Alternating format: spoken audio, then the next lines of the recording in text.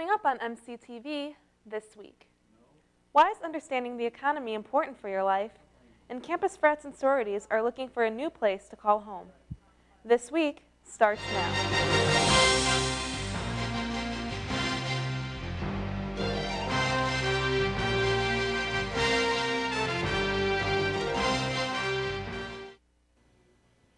Welcome to MCTV This Week. For Cameron Line, I'm Tori Philbin. Monmouth Rotary members went through a flashback to their college days as they listened to an economics lecture at their weekly meeting. Rotary Club hosted its weekly meeting at the Monmouth Country Club. The meeting began with a discussion about how the club will be partnering with the First Street Armory next month to host a semi-formal event, A Night at the Tonys, to help raise money for the Operation Backpack program. Monmouth College's Professor Connell was this week's guest speaker at the meeting, which his main idea was to encourage the community to understand the importance of economics. It explains how the world works, explains how wealth is created, and why we have rich, full, productive lives, and why some economies have more stuff, and why some economies have less stuff. And so if you want to live in a society that works efficiently and produces a lot of stuff and creates a good life for its citizens, you need to understand economics. Connell spoke about a different type of economics. Austrian economics believes that the market is a communication system where we talk to people in foreign lands about using prices, how they reveal information, and what we like and dislike about prices.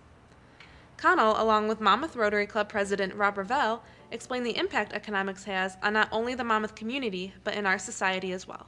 I believe that people create resources with new ideas, that new ideas are how people make the world a better place, and innovation is the most important thing we do. It's all about expanding our knowledge on a wide variety of topics, and again, that's what we want to do. As Rotarians, we want to make sure that we have good information to make good decisions. Rob Ravel encourages everyone to become involved with Rotary to learn more about being informed on certain topics such as socioeconomic issues. The Monmouth Rotary Club meets every Monday from 12 to 1. You can also visit the Business and Economics Department to learn more about the topic. Students reopened a proposal to begin fundraising for more theme houses on campus. ASMC leaders met with President Ditzler last Tuesday discussing the Greek Housing Initiative.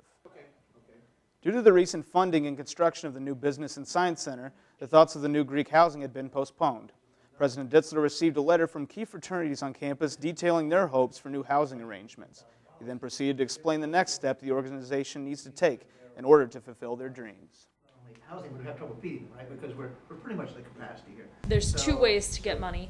If the school sees a need for more housing, then they can start looking into. Well, do we have fraternities that are overloaded in their house? Do we have sororities that are overloaded in their houses that they could realistically fill a house? Or students can fundraise for it. The fraternities or the sororities can fundraise. And they can ask the school, will you match what we fundraise? Or some cases you'll have a trustee who says, I'll give you 100% if you'll build a house for this fraternity right now. ASMC leaders, along with fraternity and sorority presidents, plan to meet with President Ditzler and the Monmouth College Development Committee in the future to discuss matters further. This date has not yet been set. On Friday, Umoja wanted to find out how much students knew about Black history. In the Highlander room, Umoja held a two-team Jeopardy game for the purpose of educating the campus. Umoja, it represents the African American community on campus, and also we want to be able to reach out to other cultures as well. We try to promote a positive image of African American culture rather than, I guess we're trying to eliminate stereotypes in general of African American culture. Through these events, we go about our history and people who have kind of laid out the stepping stones, and we want to, represent them, and we want to, celebrate their lives. For more information on Umoja, you can attend their weekly meeting Wednesday nights at 7 in the Tartan Room.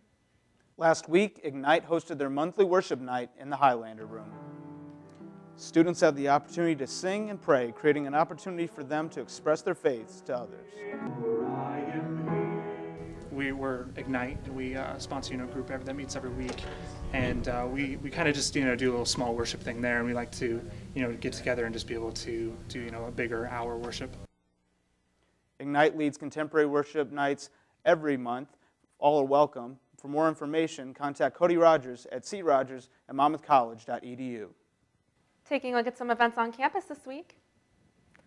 It would be a great decision for you to go to the Great Decisions discussion of NATO on Wednesday at 7:30 in the Highlander Room.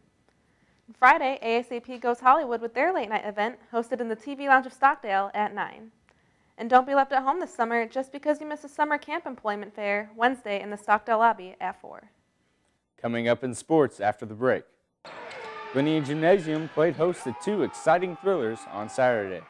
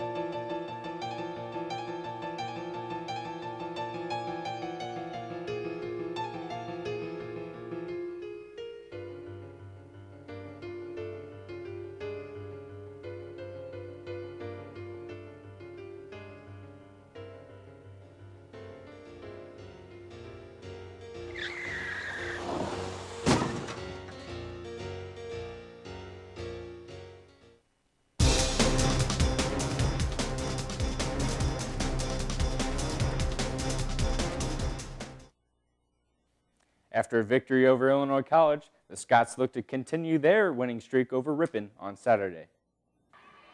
Dressed in all pink for breast cancer awareness, the women had a well-fought game against Ripon. Ripon came out in the first scoring inside and out. With multiple turnovers, the Scots were fortunate to only trail by 3 at halftime. Trailing by 5 in the second half with over 6 minutes left, Monmouth was able to crank up their defense and force multiple turnovers by Ripon. Zipporah Williams and Marla Willard stepped up big by hitting big buckets in the late stages. Monmouth capitalized on back-to-back turnovers, but Ripon took the lead with this huge three-pointer, and Zipporah Williams went to the other end and capitalized with a bucket of her own. The Scots were able to hold on 62-60. I was not especially happy with the referee in this particular game, but so we tell the ladies that you got to play through, that the refs are going to make probably a half a dozen to a dozen mistakes, just bad calls, but with a 60-70 possession game, that you've got to make sure you take care of your business. The women have won their school record 17th win. The same evening, the Scots played host to Ripon. The Scots got on the board first with a mid-range jumper from Mike DeDecker, who also led the team with 25 points. The Scots played good defense in the first half, but Ripon had a strong start and led 34-26 at half. John Calhoun opened the second half for the Scots with a nice take to the inside for a layup.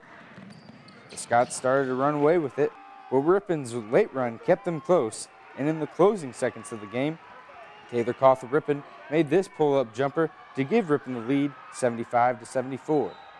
With 4 seconds left, the Scots had one final chance with this inbound pass to DeDecker, threw up a desperation floater and missed it, giving the Ripon the win, 75-74. I think we played pretty hard. We just couldn't get it done at the end of the game when we needed it the most. MC Swimming and Diving took to the pool Saturday against WIU and Augustana in their last home event of the season. Western swept the team competition, but the Scots and the Vikings tied head-to-head. On the women's side, the 200-yard medley team of Danny Gordon, Erin Wilhite, Erica McAloon, and Clarissa Hinvey took first place with a time of 1:58.06. McAloon also captured the 200 breaststroke with a 2:35.56. Gabe Baginski posted the lone Scots win on the men's side, beating Western swimmers to take a 50-yard freestyle in 22.7 seconds. Monmouth was 56/100ths of a second from a win in the 200 breaststroke. Zach Hillman finished second behind the winner from WIU. The Western team captured both men's and women's titles. Monmouth women beat Augie, and men fell to the Vikings. For MC Swimming and Diving is the Midwest Conference Championships coming up on February 15th at Grinnell. That's a look at sports Here's your scores for this week.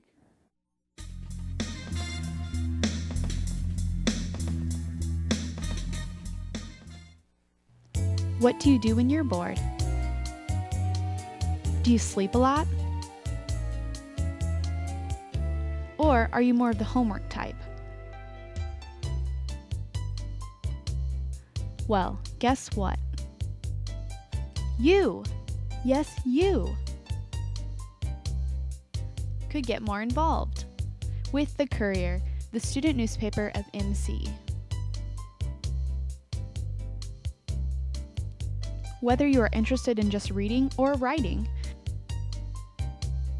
visit the Courier Cave every Wednesday night at 7 p.m. The Courier office is located in lower level Stockdale.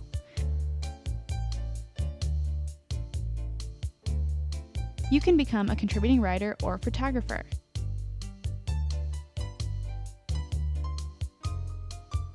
Join the Courier team today.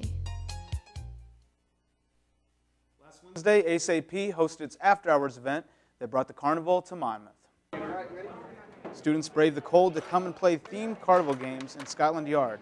From games like beanbag toss to bowling, students could win prizes while having a great time. The carnival also offered a unique experience to get your hand molded with wax and then colored.